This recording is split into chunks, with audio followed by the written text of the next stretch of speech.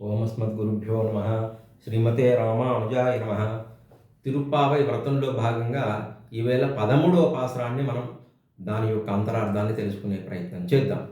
ఈ పాసురంలో అమ్మ పోయిన పాసురంలో శ్రీరామచంద్ర స్వామిని కీర్తిస్తున్నారు గోపికలు. అయితే గోకులంలో అందరూ కృష్ణ భక్తులండి. అక్కడ హీరో కృష్ణుడు ఆ సినిమాలో. రాముణ్ణి పొగిడేసరికి మిగిలిన గోపికలందరూ అరే మనం కృష్ణుణ్ణి కదా పొగడాల్సింది, రాముడైనా కృష్ణుడైనా ఒకటే, కానీ ఆ సినిమా వరకు కృష్ణుడే హీరో. మళ్ళీ ఎక్కడ అందరు గోపికలు బాధపడతారు అని చెప్పి ఈ పాసనంలో ముందుగా కృష్ణుడిని ప్రార్థించింది. పుల్లిన్ వాయికీండానై పొల్ల అరక్కనై కిల్లి కళై కళైందానై కీర్తిమై పాడిపోయి అనగా పుల్లిన్ వాయికీండానై ఒక కొంగ, బకము అనగా కొంగ, కొంగలోకి ఒక రాక్షసుడు ఆవాహనమైతే దానిని నోటిని పట్టి చీల్చినటువంటి కృష్ణుణ్ణి ముందుగా ప్రార్థించి దాని తర్వాత రావణాసురుని యొక్క 10 తలను వెంటనే ఇట్లా నిమిషంలో చుంచి పడేసినటువంటి శ్రీరామచంద్ర స్వామిని దీంట్లో కీర్తిస్తుందండి. చూడండి, కొంగ అంటే బకము, దానిని దంభము అంటారు. అంటే చూడ్డానికి పైన మంచి వైట్ కోటెడ్ క్రిమినల్స్ అండి.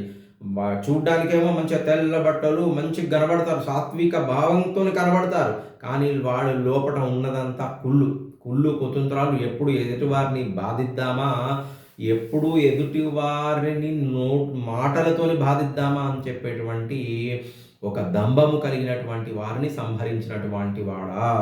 అంటే ఆ దంభము అనేది ఏంటంటే బయటికి మంచిగా కనబడతారు, లోపల విషం ఉంటుంది. అటువంటి వారి నోటిని ఎందుకంటే నోటితోని వారు ఇబ్బంది పెడతారు కదా, నోటిని చంపినటువంటి ఓ కృష్ణ, శ్రీకృష్ణ. దాని తర్వాత రావణాసుని యొక్క 10 తలను వెంటనే తుడిచినటువంటి శ్రీరామచంద్ర స్వామి అని చెప్పారు. ఏంటంటే రాముడు వెంటనే ఒక్క నిమిషంలో తుంచేశాడా?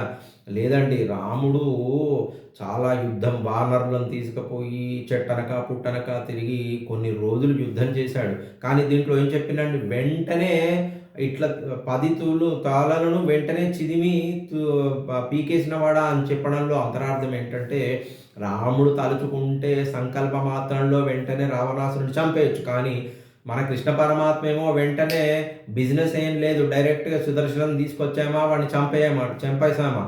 కానీ మన రామచంద్ర స్వామి రావణాసురుడు అంటే అహంకారము. అందుకని వాడికి ఇంకా అవకాశం ఇచ్చిండు. ముందు నాది అనేటువంటి వాని సామ్రాజ్యాన్ని అంతా తొలగించిండు. అప్పటికైనా వాడు బుద్ధి వస్తుందేమో, నాది అన్నది లేనప్పుడు నేను అనేది లేదు కదా అంటే వాడు అప్పటికి రానప్పుడు ఒకటే నిమిషంలో ఆలోచించకుండా నేను అనేవాడు లేకుండా చేశాడు. ఆ అహంకారాన్ని ముందు కృష్ణ పరమాత్మ దంభాన్ని సంహరిస్తే రామచంద్ర స్వామి అహంకారాన్ని సంహరించినటువంటి కీర్తిని అమ్మ దీంట్లో పాడుకుంటూ పక్షులు కూస్తున్నాయమ్మ, శుక్రుడు ఉదయిస్తున్నాడు, గురుడు అస్తమిస్తున్నాడు అని చెప్పి, పోదర కన్నిరా అని చెప్పి తామర పూల వంటి కన్నులు కలిగినటువంటి దానా గోపిక అని చెప్పి ఓ కపటంలో మునిగి ఉన్న గోపిక, లేమ్మా నీ కపటాన్ని విడిచిపెట్టు అంటే దీంట్లో కపటం ఏంటండి? ఈ తామర పువ్వు అంటే తామర పువ్వు ఎక్కడ పుడుతుందండి? కింద భూమిలో పుట్టి నీళ్ళల్లో తేలియాడి నీళ్ళల్లో ఆధారంగా ఉండి సూర్యుడిని చూసుకుంటూ, సూర్యుడు ఉన్నప్పుడు ఆయనకు ముఖం వికసిస్తూ, సూర్యుడు లేనప్పుడు ముడుచుకొని ఉంటాయి. దీని అంతరార్థం ఏంటంటే ఈ తామర పువ్వులు, తామరాకులు నీటిలో ఉన్న నీటికి అంటుకోవండి.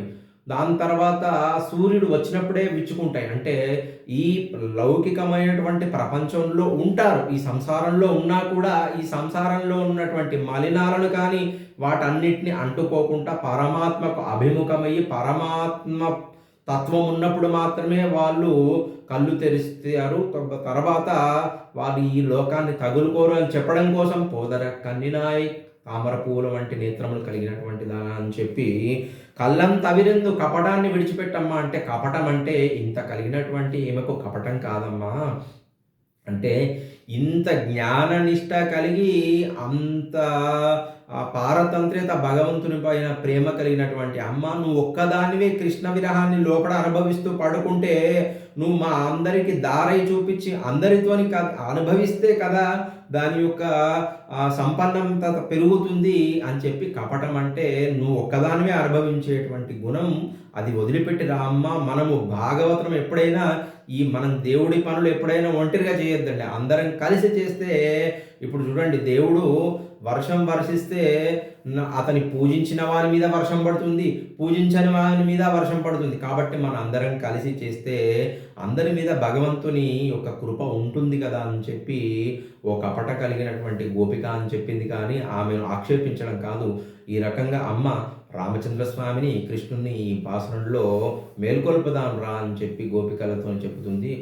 ఆండాల్ దివ్య తిరుడగలే శరణం.